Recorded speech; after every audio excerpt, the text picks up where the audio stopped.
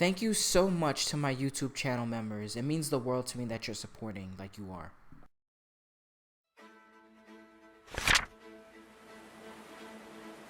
I started to sail once we stopped Odin. At first it was so different being out here.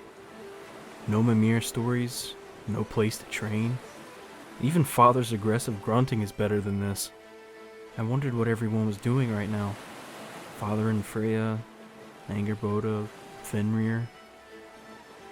Part of me wished she came with me. I never for a second thought a path to find the giants would be such a lonely one.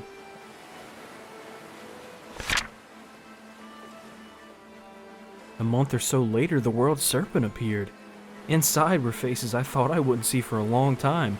Angerboda, Skjolder, and Thrud. The serpent left. He didn't seem to want to be bothered and went back home. Seems he doesn't want to join us in finding his other kin, although he might not remember where he came from.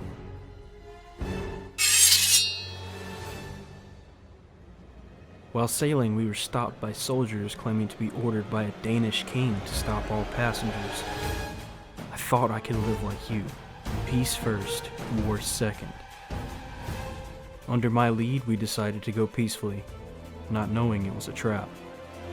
When they brought me to the arena, I learned the truth. The king was ordering soldiers to find anyone. For entertainment, they forced them to fight a monster knowing they couldn't win.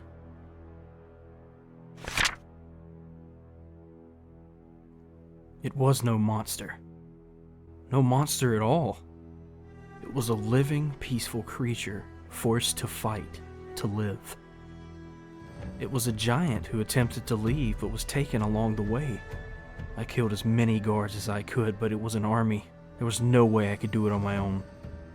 They threatened to kill me and the giant. At that moment I realized an important lesson. The world isn't kind. I can't be like Tyr. I must kill anyone who gets in my way of saving the giants. And what happened next, well, I think you know.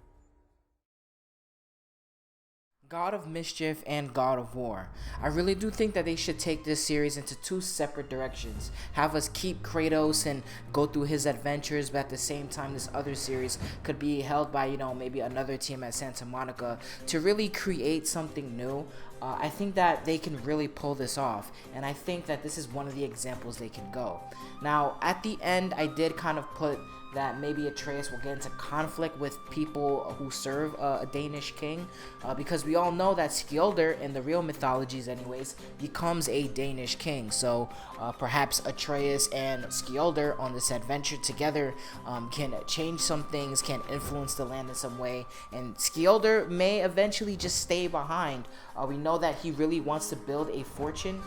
If you listen to his conversations, I guess, when you visit him in Midgard, after Kratos throws Odin's coin at the beginning of the game, you can actually find Skjolder at the end of the game trying to pull it out. And he does say many things, and one of those things is he wants to build a fortune in another place. And I think that Atreus' next story will explore that. I do think that Atreus' friends, like Angerboda, Thor's daughter, his friend, I think they all will meet up with him. And I think the way they do it is with the World Serpent, of course. And the World Serpent just kind of disappears like he does in God of War Ragnarok, just not really influencing anything at all. But he does bring them to Atreus and he goes off. I think that makes perfect sense with the way we see the World Serpent act. Also, since Atreus' hero is Tyr, I think that he'll try to be like Tyr, but I do think that this ignorance will cause him to make stupid mistakes. I think that Tyr was already respected because he was the god of war, and if Atreus tries to go out and do the same thing, I don't think he'll be as successful as Tyr when he did it.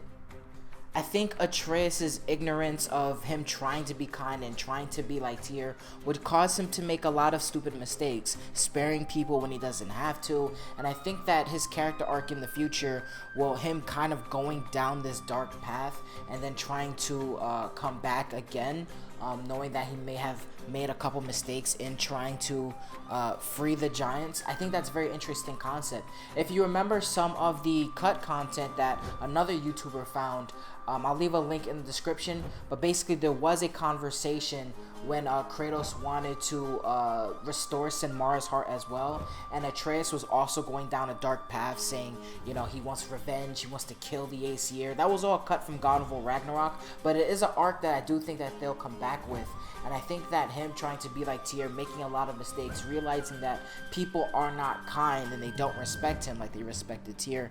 I think that, you know, this is a character arc they can definitely do in the future, and I think that it'll be pretty fucking cool, right? Where Kratos was a very dark character, and then he kind of became a lot better at the end of the game, caring for others, listening to others, accepting the fact that he has friends now. And I think Atreus will go do a similar thing, except the opposite. I think Atreus will start off very light, very easygoing, wanting to, you know, be a kind person, and go down this dark path, realizing that kindness doesn't exactly help in the world. It's just something that I've been thinking about. Let me know what you all think about my theory. I'm gonna be out of here. Thank you guys and girls for listening. Deuces.